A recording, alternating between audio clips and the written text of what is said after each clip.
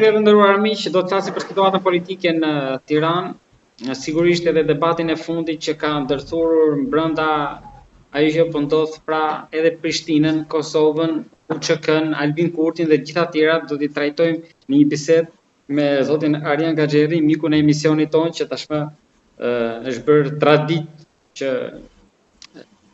zhvillojmë biseda të tilla për të bërë një analizë jo vetëm për situatën në trojet tona, por edhe në mëtej në Europë, edhe situatën në tërësi gjeopolitike. Arjan, të përshëndes e të falenderoj. Përshëndetje për ju, zotëri Bolla, faleminderit për ftesën dhe i përshëndes gjithë ndjekësit e juaj me respekt veçantë. Faleminderit ju. Arjan, në Tiranë kemi parë përdorimin e simboleve të UÇK-s, por kemi akuza dhe nga segmentet të mazhorancës, që pas kësaj që po ndodh, edhe vetë kryeministri ka thënë që nuk është diaspora ajo që ka ardhur për protestuar, siç ishte rasti së shtunës, por shqiptarë nga Prishtina edhe nga Tetova. Edhe mëtej zyrtar socialist kanë kërkuar që të distancohet Albin Kurti nga kjo. Ju si mendoni, ka organizim në gjykimin tuaj, informacion, indicje, analizë, që mundet, ndoshta edhe duke u rikthyer tek e shkuara tentativat e Albin Kurtit me vetëvendosjen në Tiranë, rastin e Maqedonisë me Vlenin, për të shtrirë tentakulat në Tiranë? Po, fillimisht do kisha thënë fatkeqësisht që në vendet tona si Shqipëri dhe Kosovë në kohën kur duhet të mbizotrojë fuqia politike e djathtë, ajo është tani edhe handicap mund ta quaj, si në Kosovë, si në Shqipëri, dhe po mundson që partia e majt do të thotë partitë e majta të bëjnë garën politike në mes vete duke mos pas si kundër argument nga partitë e djathta.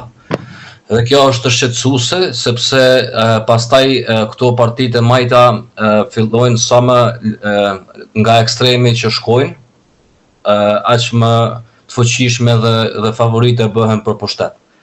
Do thotë aq më autoritare kalojnë ideologjikisht, më ekstremist dhe mundësi për pushtet, ndjekje emocionale nga popullata, nga mas, kanë mundësinë shumë më të madhe, dhe kjo është shqetësuese për sistemin demokratik të Republikës Kosovës dhe Shqipërisë.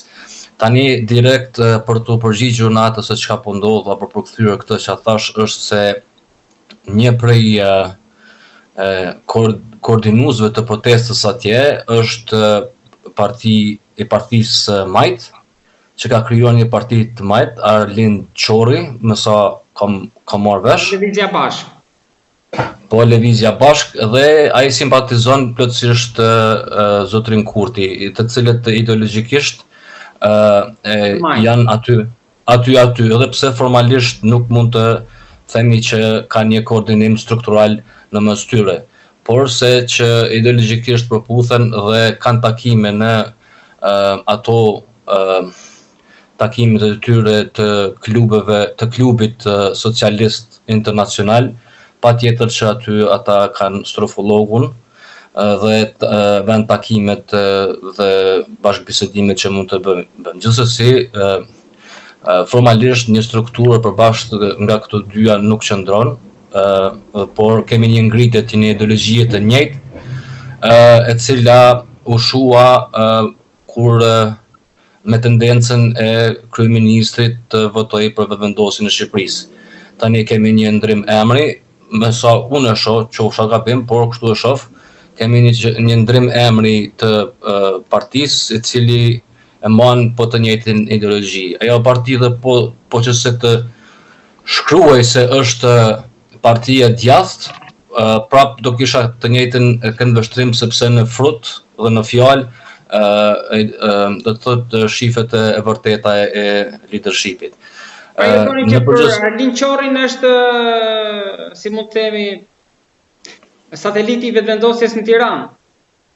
Unë them tani Alin Çorri ideologjikisht dhe Albin Kurdi gjenden në të njëjtën faqe. Tani Partia Socialiste e Shqipërisë po ashtu është e majt, por graviton më shumë nga qendra. Dhe për Parti Djathtë s'kem çka të flasim fare, sepse është pothuajse jo vetëm se nuk ka ndonjë aktivitet politik që mund të kapitalizon, por është edhe stagnues i frymëzimit apo zhvillimit të së djathtës në Shqipëri. E njëjta gjë po ndodh në Kosovë. Kishim Enver Dugollin, i cili tha që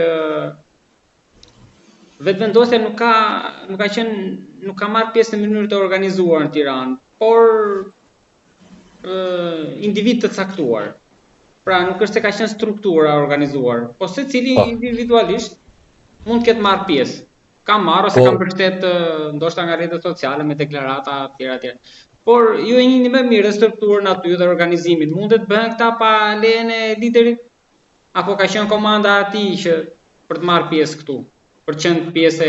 Jo, nuk besoj që anëtarët të lidhjes të lëvizjes së vendosje participojnë në ndonjë aktivitet politik brenda vendit, e sidomos jashtë vendit, pa ndonjë koordinim.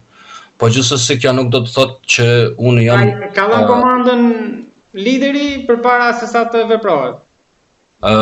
Fuqishëm e besoj atë, dhe kur them besoj është sepse nuk mund ta faktoj ide me tani me ndonjë dokument, por kjo që them nuk do të thotë se unë jam mbrojtje të zotëri Ramës. Zotëri Rama ka centralizuar pushtetin deri në këtë mos sa e ka mundsuar do të thotë hapësinën e një loje që populli të ngritet në formë të cilën ne po shohim sot. Dakor, por shqiptarët e Kosovës ose të Maqedonisë ose të Malit Zi, Çamërisë e tjera Preshevës, kanë të drejtë gjykimin tuaj që të protestojnë në Tiranë?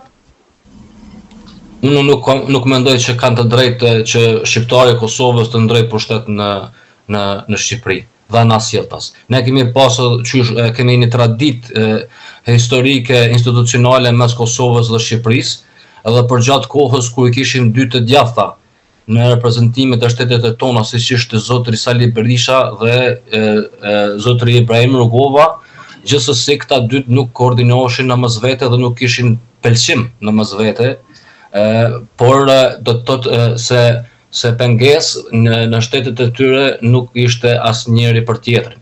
Dhe kishte një respektim institucional ndaj shtetit në shtet. Ndërsa ta majtit këtë kufinin nuk e njohin, nuk e kanë të përcaktuar ekstremin, do thotë nuk vën mur të ekstremi i majt, nuk gjin të gjitha në i botës.